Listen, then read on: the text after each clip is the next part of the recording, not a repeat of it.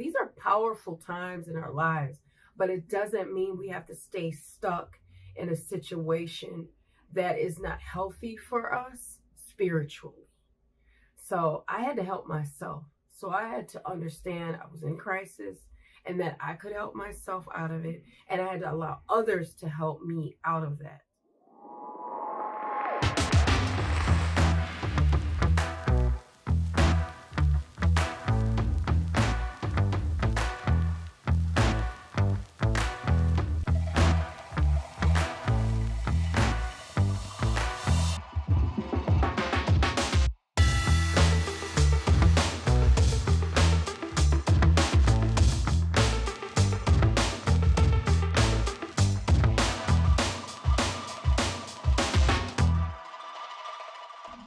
Assalamu alaikum, peace. It's Fatimah, Coach Fatimah with OutstandingPersonalRelationships.com.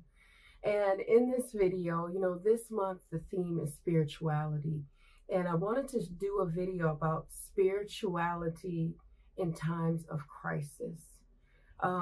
We go through things and during this time, it's difficult in the world. There's so much going on. And we try to figure out our way and try to navigate through the negative. And I was thinking about it in my own life. And I said, what do I do when I have times of crisis? How do I connect with my spirituality? And as a Muslim, clearly, I try to have an elevated relationship with Allah, or I try to find a way to ground myself within that. And one of the first steps is finding out or identifying that you are in crisis, because oftentimes we don't recognize that we're in crisis. I want to share something with you that I've touched on before. I lost my sister in 2001 to childhood cancer. She had brain cancer.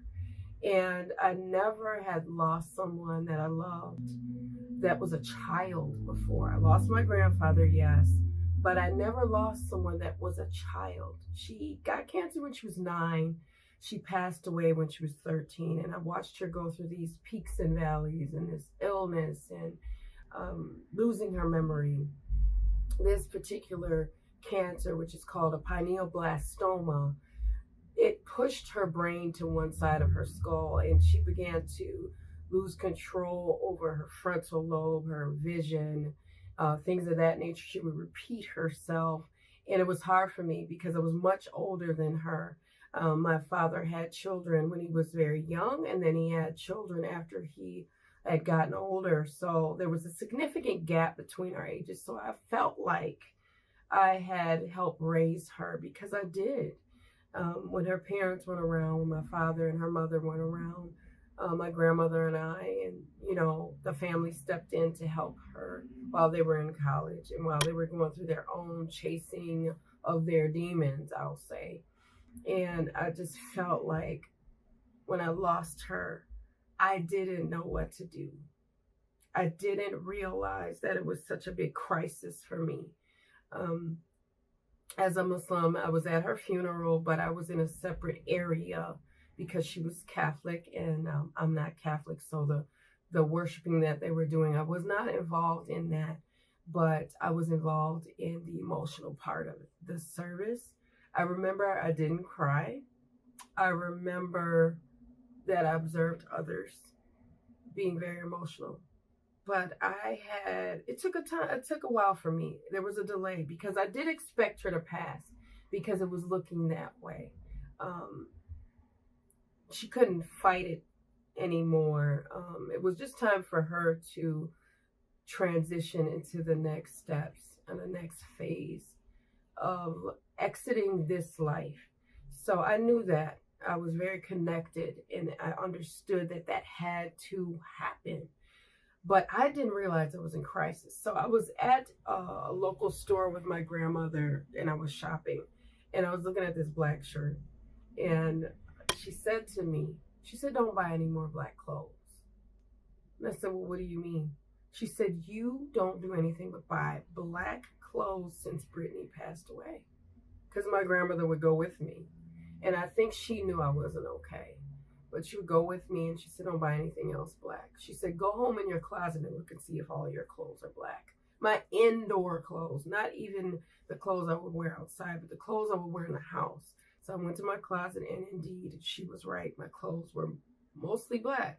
And I had replaced my colorful, more vibrant clothing with black clothes, the clothes that I would wear in the house around my family, whether it was a sundress in the summer or a beautiful sweater in the winter. Now, I am an artist, so sometimes I tend to wear my identity on the outside, and my family knew that. Our audience, our friends on the internet know that about me. So they could clearly identify that's not typical of me. And she was the one that really called it out. And I couldn't do anything but listen because the evidence was in my closet. And so I went on and I said, well, yeah, I am in crisis. I'm in a spiritual crisis because my sister passed away. And I knew she had to, but I didn't know how to handle that because she was a child. You know, it was easier with my grandfather because he was older. He was a drinker. So much made sense. But when she passed, I didn't know how to handle the death of someone I had raised that felt like one of my own children because I cared for her so much. And my children were so close to her, and my husband was so close to her, and she loved him very much. So I didn't know that crisis was happening in my life until somebody else, my grandmother, said that you have an issue with her passing away. And I'm sure my husband saw the same. He's very observant as well. And I had to go, you know what, Fatimah, you're in a crisis and you need to understand that it is serious because it is affecting you personally. It's affecting you as a wife. It is affecting you as a mother because your family sees it. Now you need to see and identify it. So that's the first step, is knowing that you're in a spiritual crisis. And one of the next steps is really connecting to that and knowing that it's okay and that it won't last forever if you take control of your future, if you take control of your daily routine, if you start implementing things within that routine that make you feel whole again. I had to reconnect with art. I had to really first and foremost reconnect with praying and salat and knowing that I needed to ask the Creator for help. I needed to ask my family to give me more hugs. I needed to tell myself I had permission to feel that loss. I had to have permission to feel that I would get through it and be okay. Another time I was in spiritual crisis, and there's little times throughout my life where I knew I was. You know, the death of my grandfather was definitely in a spiritual crisis because I was a new convert, a revert to Islam. And I really didn't have the tools to connect with people that loved me, that wanted to help me. I didn't have the tools to connect with my religion, with my culture, because I was learning it. So that's another instance. These are powerful times in our lives, but it doesn't mean we have to stay stuck in a situation that is not healthy for us spiritually. So I had to help myself. So I had to understand I was in crisis and that I could help myself out of it. And I had to allow others to help me out of that. Whether it was a hug, whether it was reading more, whether it was getting involved heavily in personal development, having a daily routine that kept me accountable, observing my prayers, observing reading, observing connecting with people or having lunch with friends, calling others. You know, those were things for me as someone that needed people around, as I'm an extrovert, letting them be around, letting them be there for me, going out of the house, connecting with nature. I had put myself in the house. I would not go out of the house. My house was dark when my sister passed away.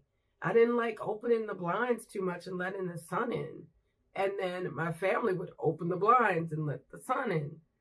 So I had to understand that, okay, your sister passed away and you will get through it, just as you got through your grandfather passing away, just as I'm getting through polygyny.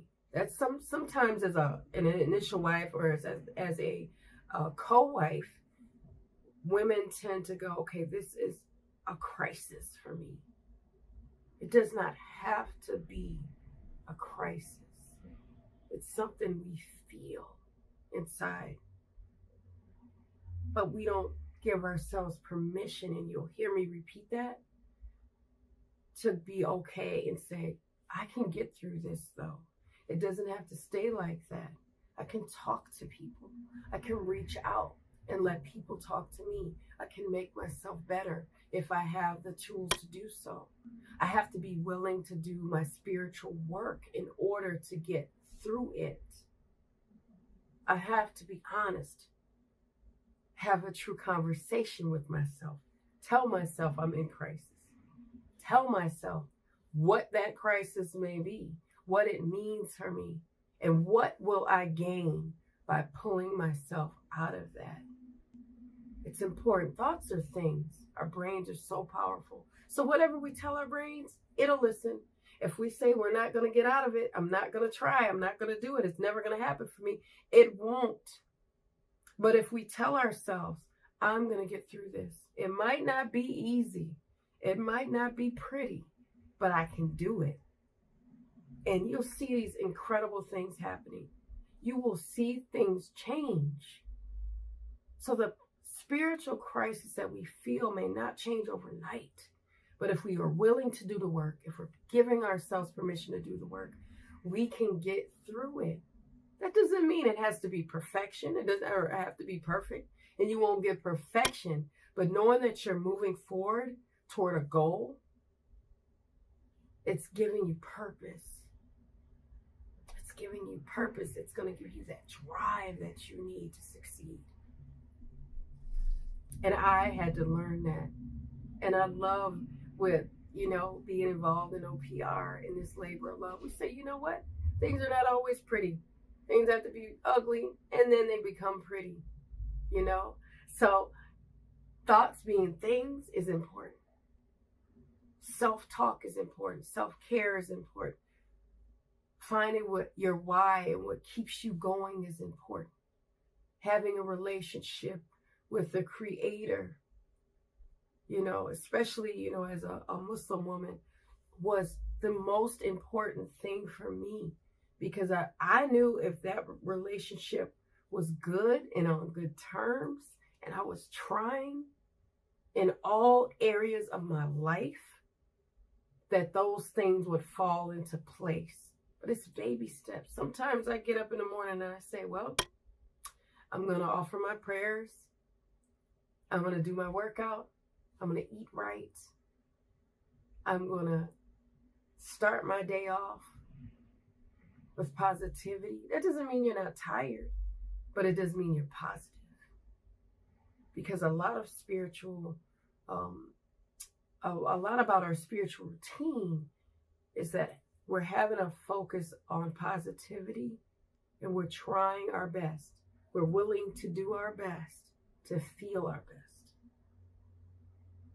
We're reading a good book 30 minutes a day about personal development and fulfillment. We're tuning in and being present with the people that we love and that love us back and that want us to win. It's important who's in our circle, who's in our circle of trust, who matters to us. Are we doing the things that we love to do as spiritual people? Are we creating a part of me getting through death, a part of me getting through life outside of the daily things I do as a Muslim is being a creative. So I must create art every single day. I must be working on a piece every single day. That's part of my therapy. That's part of my willingness to win, is making things beautiful So if I'm focused on making things beautiful, I need to work on making me beautiful as well. So that's important. But spirituality in crisis does not mean the crisis will continue, but that spiritual work must continue. Because when the next crisis comes, and it will come, I'd rather be ready so that the blow is not so hard, so that I have the tools, so that there's something grounding me in my spirituality. It's a good start. It's baby steps, but they're steps nonetheless. So with that, I hope you got some gems from this video.